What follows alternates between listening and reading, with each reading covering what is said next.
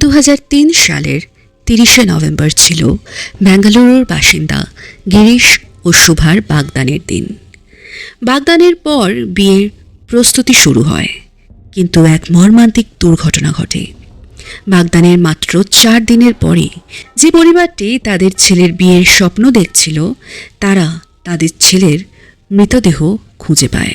তাহলে বাগদানের মাত্র 4 দিন পরে ছেলেটি কিভাবে মারা গেল? হত্যাকারীরা কারা ছিল এবং তারা এখন কোথায় এবং কি অবস্থায় আছে? সবচেয়ে গুরুত্বপূর্ণ, এই মামলাটি কিভাবে সমাধান করা হয়েছিল? আসুন এই ভিডিওতে সব কিছু বিস্তারিতভাবে জেনে নিই। সেই সময় এই মামলাটি পুরো বেঙ্গালুরু জুড়ে চাঞ্চল্য সৃষ্টি করেছিল। পুলিশ হত্যাকারীকে খুঁজে বের করে এবং তারা যেভাবে মামলাটি সমাধান করেছিল তা ছিল অসাধারণ। তাই সব কিছু জানতে শেষ পর্যন্ত আমাদের সাথে থাকুন। বন্ধুরা, এই গল্পের সবচেয়ে গুরুত্বপূর্ণ দুটি চরিত্র হল 27 বছর বয়সী সফটওয়্যার ইঞ্জিনিয়ার বিভি গিরিশ এবং 21 বছর বয়সী স্নাতক শুভা শঙ্কর নারায়ণ।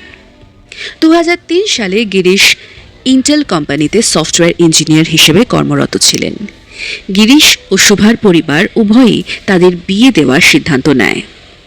সব কিছু ঠিকঠাক যাওয়ার পর 2003 সালে 30শে নভেম্বর মহা ধুমধামের সাথে গিরিশ ও শুভার বাগদান সম্পন্ন হয়। বাগদানের পর ঠিক হয় যে 2004 সালের এপ্রিল মাসে তাদের বিয়ে হবে। এই পর্যন্ত সবকিছু একদম স্বাভাবিক ছিল, অথবা বলা যায় সবকিছু স্বাভাবিক হিসেবেই দেখানো হচ্ছে। কিন্তু বাস্তবে পর্দার আড়ালে অন্য একটি গল্প উন্মোচিত হচ্ছিল। কিছু লোক একটি গভীর ষড়যন্ত্র করছিল। যাই হোক, বাগদানের পর দুই পরিবারই বিয়ের প্রস্তুতি শুরু করে। গিরিশ ও শুভার মধ্যে কথাবার্তাও শুরু হয়। একদিন এই কথাবার্তার মধ্যেই শুভা গিরিশকে রাতের খাবারের জন্য বাইরে নিয়ে যেতে বলে। শুভার কথা শুনে গিরিশ যেতে রাজি হয়ে যায়। এরপর 2003 সালের 3রা ডিসেম্বর সন্ধ্যায় কাজ শেষে সে শুভার কাছে চলে যায়। সে তাকে সঙ্গে নিয়ে স্কুটারে করে রাতের খাবার খেতে বেরিয়ে পড়ে। গিরিশ তার পরিবারকে রাতের খাবারের কথা জানিয়েছিল এবং এও বলেছিল যে সে রাত 10টার মধ্যে বাড়ি ফিরে আসবে। কিন্তু রাত 10টা বেজে গেল, গিরিশ তখনও ফেরেনি। তারা তাদের ছেলের জন্য অপেক্ষা করছিল। এরপর গিরিশের বাবা মা বেঙ্গালুরুর বিখ্যাত মণিপাল হসপিটাল থেকে একটি ফোন পান, যেখানে তাদের জানানো হয় যে তাদের ছেলেকে অত্যন্ত গুরুতর অবস্থায় হাসপাতালে ভর্তি করা হয়েছে। এই খবর পেয়ে গিরিশের বাবা মা সঙ্গে সঙ্গে শুভাকে ফোন করেন। শুভা তাদের জানায় যে রাতের খাবারকে ফেরার পথে কিছু গুন্ডা তাদের ছিনতাই করার চেষ্টা করেছিল এবং ছিনতাইয়ের সময় গিরিশকে তারা আঘাত করে চলে যায়। মণিপালের ডাক্তার গিরিশকে বাঁচানোর যথাসাধ্য চেষ্টা করেন, কিন্তু 2003 সালের 4 ডিসেম্বর সকাল 8টা 5 মিনিটে গিরিশকে মৃত ঘোষণা করা হয়। শুভা এবং গিরিশের বাগদানের 4র্থ দিনেই গিরিশের মৃত্যু হয়। এটা গিরিশের বাবা মায়ের জন্য একটি বিরাট ধাক্কা ছিল। যে পরিবারটি তাদের ছেলের বিয়ের স্বপ্ন দেখছিল, 3 দিন আগে ধুমধাম করে তার বাগদান করেছিল, তারাই এখন ছেলের শেষ যাত্রার প্রস্তুতি নিচ্ছিল।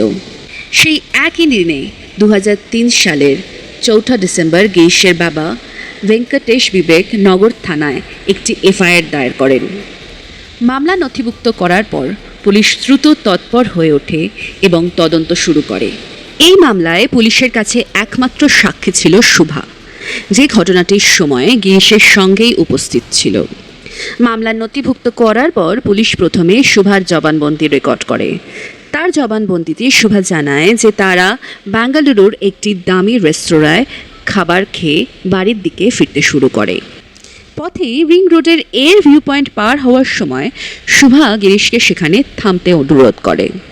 এটি সেই জায়গা যেখান থেকে বিমানবন্দরে বিমান অবতরণ এবং উদয়ন দেখা যায়। শুভার জবানবন্দি অনুযায়ী শুভার অনুরোধে গিরিশ তার স্কুটারটি থামায় এবং তারা দুজনে সেখানে দাঁড়িয়ে বিমান টেক অফ এবং ল্যান্ডিংয়ের দৃশ্যটি উপভোগ করতে থাকে। শুভার ভাষ্যমতে তারা সেখানে কিছুক্ষণ দাঁড়ানোর পরে কিছু গুন্ডা এসে তাদের উপর হামলা করে। তারা একটি স্কুটারে করে আসে এবং পেছনের ব্যক্তিটির হাতে ছিল একটি লোহার রড। তারা এসে শুভা এবং গিরিশের ওপর হামলা করে। তারা তাদের লুট করার চেষ্টা করে। শুভার কথা অনুযায়ী গিরিশ লুটপাটের প্রতিরোধ করে। এর মধ্যেই একজন গুন্ডা বড় লোহার রড দিয়ে গিরিশের মাথার বাম পাশে সজোরে আঘাত করে পালিয়ে যায়। লোহার রডের আঘাতে গিরিশ ঘটনাস্থলেই অজ্ঞান হয়ে পড়ে। শুভার কথা অনুযায়ী হামলার পর সে পথচারীদের কাছ থেকে সাহায্য চায়। কিছুক্ষণ পর একজন গাড়ি চালক সেখানে তার গাড়ি থামায়। সেই গাড়িতেই শুভা গিরিশকে মণিপাল হাসপাতালে নিয়ে যায় এবং তার পরিবারকে ঘটনাটি জানায়। তবে রিং রোডের আশেপাশে এই এলাকায় বেশ কয়েকবার ডাকাতির ঘটনা ঘটেছে, তাই পুলিশ শুভার কথায় পুরোপুরি বিশ্বাস করে এবং ডাকাতির দিক থেকেই তদন্ত এগোতে শুরু করে। বেশ কয়েক সপ্তাহ ধরে তদন্ত চলতে থাকে, কিন্তু পুলিশ কোনো সাফল্য পায় না। তদন্ত চলাকালীন পুলিশ জানতে পারে যে গিরিশের মৃত্যুর 3-4 দিন আগেই তার বাগদান হয়েছিল। বিষয়টি আরও ভালোভাবে বোঝার জন্য পুলিশ গিরিশ ও শুভার বাগদানের ভিডিও দেখার সিদ্ধান্ত নেয়।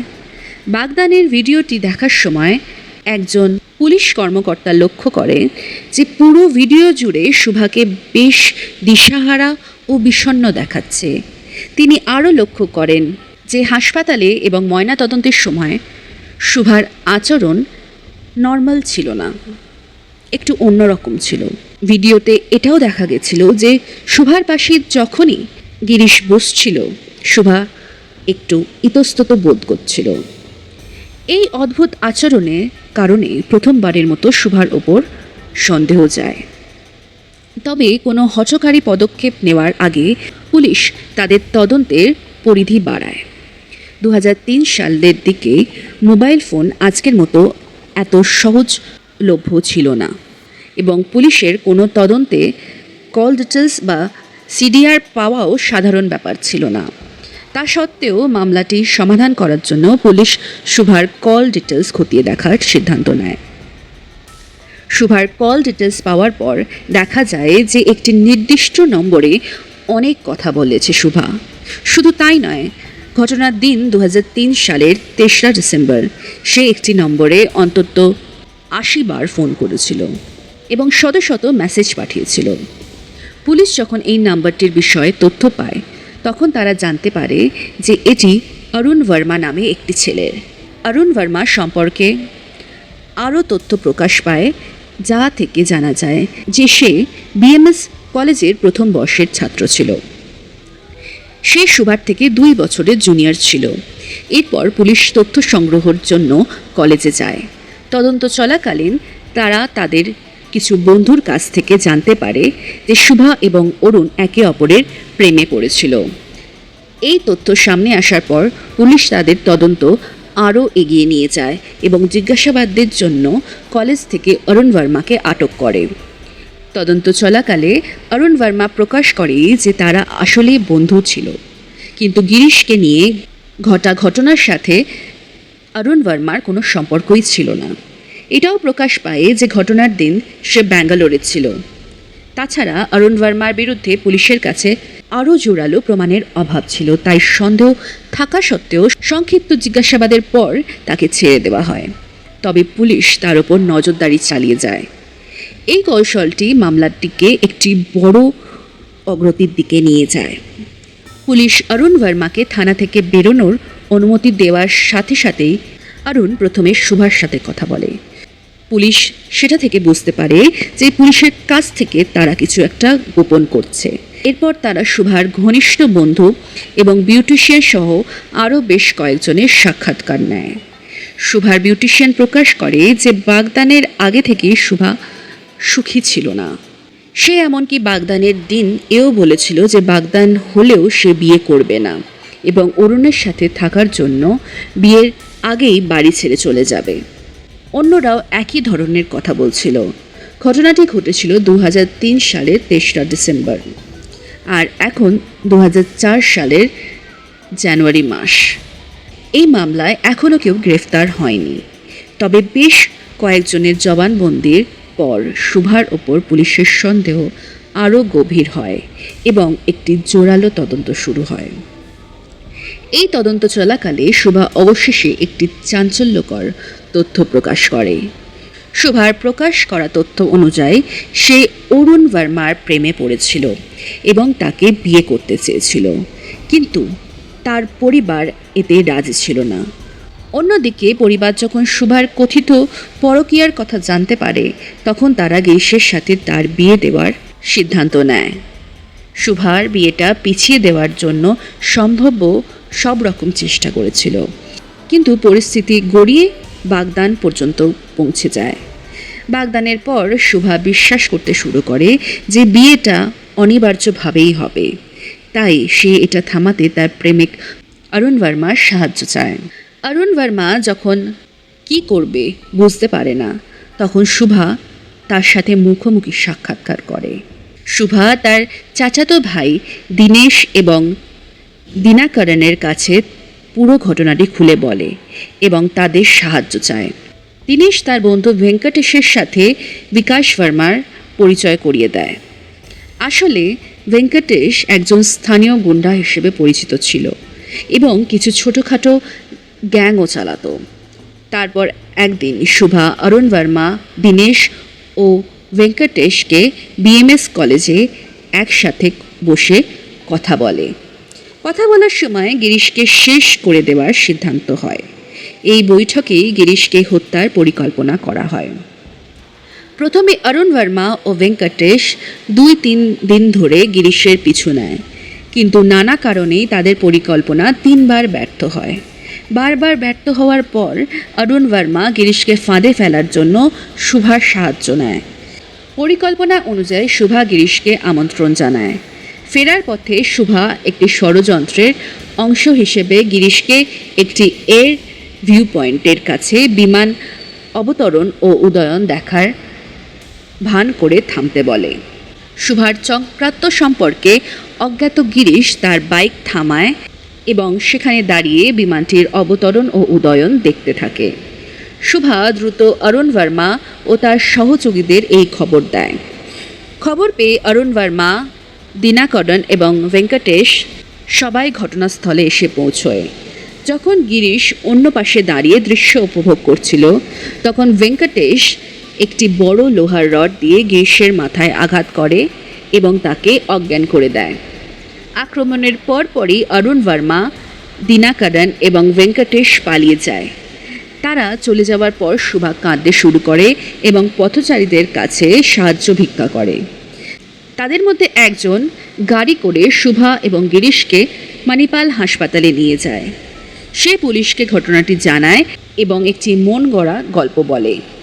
পুলিশের জিজ্ঞাসাবাদে প্রকাশ পায় যে শুভা একজন আধুনিক মহিলা ছিলেন এবং ওয়েস্টার্ন সংস্কৃতির অনুরাগী ছিল।